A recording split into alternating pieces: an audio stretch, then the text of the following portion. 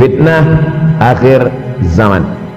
Saya nak menjelaskan tajuk kita subuh ini. Fitnah, terjadi banyaknya siksa-siksa. Akhir zaman, di ujung zaman.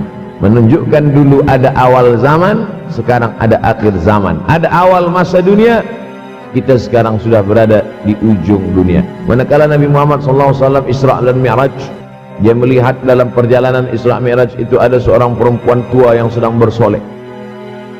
Jadi perempuan tua bersolek ini sudah nampak Nabi sejak masa Isra Mi'raj lagi. Jadi jangan terkejut bila sekarang nampak ada orang tua bersolek. Dah lama dah. Kata Nabi kepada Jibril, apa itu wahai Jibril? Kata Jibril, itulah dunia. Dunia sudah tua, tapi dia tetap juga ingin menampakkan dirinya muda. Dunia ini sudah tua, tak lama lagi akan hancur binasa. Idza sama'um fatarat, langit terbelah. Wa idzal kawakibun tasarat, planet-planet akan hancur berkeping. Wa idzal biharu fujirat, lautan akan meletup naik ke darat, hancur semuanya. Wa idzal quburu bu'athirat, dan kubur akan dibangkitkan. Semua yang ada di dalam tanah ini akan bangkit. Alimat nafsum ma qaddamat wa akharat. Kenapa tanah ini tidak bergulung? Kenapa tanah ini tidak bergoncang? Kenapa kulit tanah ini tetap stabil? Sebab ada pakunya. Seperti kertas yang ditempel di dinding, datang angin kencang. Manakala angin kencang datang, kertas tak bergoyang sebab ada pakunya. Apa paku tanah ini? Surah An-Naba juzuk 30. Wal jibala autada. Kami jadikan bukit-bukit, gunung-gunung sebagai autada, pasaknya. Kalau kita membuat kemah, ada tiang. Tiang ini bergoncang. Bagaimana supaya tiang ini tidak bergoncang? Pasang pasak-pasak di tepi tiang. Pasak dunia ini adalah bukit-bukit.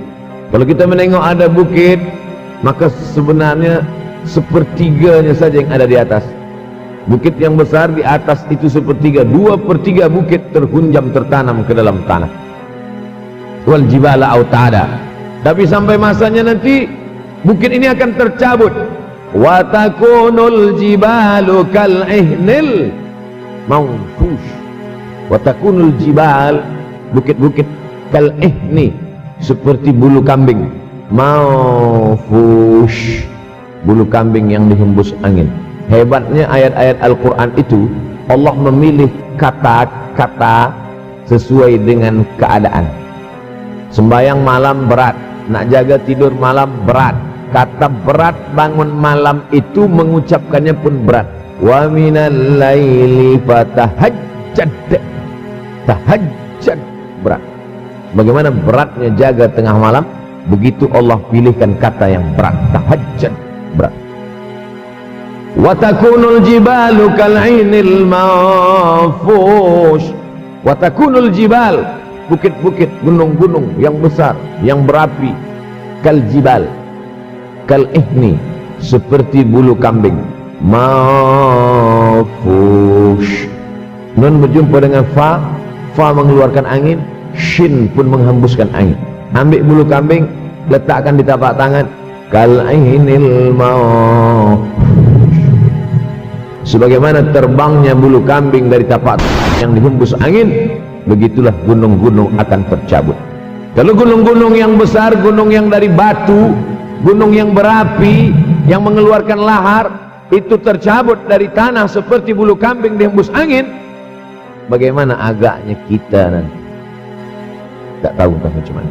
Macam butiran debu-debu, macam butiran tepung yang dihembus angin kencang. Wataran nasa sukara. Selepas gunung-gunung itu tercabut, lalu tanah ini bergoncang, kau lihat manusia macam mabuk. Wataran nasa sukara. Kau pandang manusia macam mabuk. Wa mahum bisukara. Mereka tidak mabuk. Mereka berjalan bergoncang bukan kerana mabuk. Walakin azaballahi syadid. Kerana azab Allah itu amat sangat kuat. Oleh sebab itu dianjurkan membaca tafsir juzuk 30. Syekh Muhammad Abduh, tafsir Al-Munir, tafsir Al-Manar, yang ditulis oleh muridnya. Dia bagi tazkirah saja, dia tak ada menulis, tapi kemudian muridnya Rashid Ridha menulis. Itulah dia tafsir Al-Manar. Dia tidak memulai tafsir dari juzuk 1 Al-Baqarah, tapi dia mulakan juzuk 30. Sebab apa? Sebab mengkaji juzuk 30, amma yatasaalun 'anil naba'il 'azim alladhi hum fi mukhtalifun kalla saya'lamun. Bercerita tentang hari kiamat. Orang kalau sudah bercerita tentang hari kiamat, datang rasa takut, datang rasa cemas, datang rasa khawatir, kita akan mati, dunia akan binasa, apa yang akan kita bawa? Selepas dia mengkaji juzuk 30, datanglah semangatnya, khusyuklah dia solat, datang semangatnya beribadah, datang hilang rasa cinta harta, dia akan berwakaf, berinfak, bersedekah.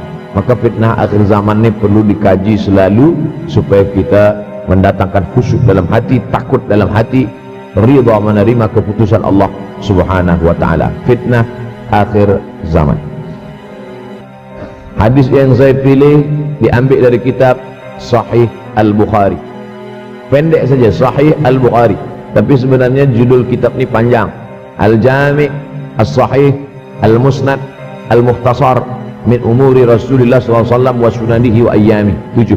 Disebut dia Al-Jami' kerana dia mencakup 3 aspek: akidah, ibadah, akhlak. Al-Musnad kerana hadis-hadisnya bersanad dari Imam Al-Bukhari sampai ke Nabi Muhammad SAW, ada silsilah. Al-Mukhtasar kerana dia ringkasan, 7.275 hadis sahaja, padahal hadis Nabi banyak, maka dia ringkaskan, dia kecilkan menjadi 7.275 hadis. Min umuri Rasulullah, semua perkara-perkara Rasulullah, wa sunanihi, kebiasaan-kebiasaan Rasulullah, wa ayyami, hari-hari kehidupan Rasulullah SAW. Disebut Sahih Al-Bukhari. Bukhari bukan nama orang, Bukhari nama kampung, Bukhara, Uzbekistan sekarang. Nama dia Muhammad bin Ismail bin Ibrahim bin Al-Mughirah bin Bardizbah Al-Bukhari. Bardizbah datuk dia yang kelima mu'alaf masuk Islam, Majusi, penyembah api, dari Persia, Iran sekarang. Muhammad bin Ismail bin Ibrahim bin Al-Mughirah bin Bardizbah. 16 tahun berkeliling, 16 tahun berkeliling Makkah, Madinah, Syam, Suriah, Mesir, balik, barulah kemudian dia menyampaikan hadis-hadis Rasulullah SAW. 16 tahun belajar hadis, baru dia mengajar hadis. Kita sekarang 16 kali masuk, itu pun ada 2-3 kali tak datang sebab jam. Selepas itu nak mencuba mengajar hadis dan berkata, kalau Bukhari mengajar hadis, aku pun boleh mengajar hadis. Bukhari makan, aku makan. Bukhari minum, aku minum. Bukhari manusia, aku manusia. Bukhari mengajar hadis, aku mengajar hadis. Betul, tapi Bukhari mengajar hadis dari kepalanya, kita mengajar hadis dari laptop. Mati laptop, hilang hadis. Yataqarabuz zaman, tanda-tanda kiamat, fitnah akhir zaman sudah dekat adalah yataqarabuz zaman, kata Nabi SAW. Waktu tak terasa, tak terasa, tak terasa dah engkau dah datang. Tak terasa waktu begitu cepat, engkau sudah datang saja nak menagih hutang. Orang berhutang ni pun rupanya tak terasa juga orang datang. Yang memberi pinjaman pula terasa lama betul. Apakah beza antara 5 minit dulu dengan 5 minit sekarang? Sama. Apakah beza antara 24 hours, 24 jam dulu dengan 24 jam zaman Nabi dengan 24 jam zaman sekarang? Sama. Tak ada beza. Mataharinya sama, bulannya sama, buminya sama. Yang berkeliling mengelilingi matahari sama. Apa yang membuat berbeza? Apa yang membuat zaman itu yataqarabuz zaman? Ada hal-hal yang membuat kita sibuk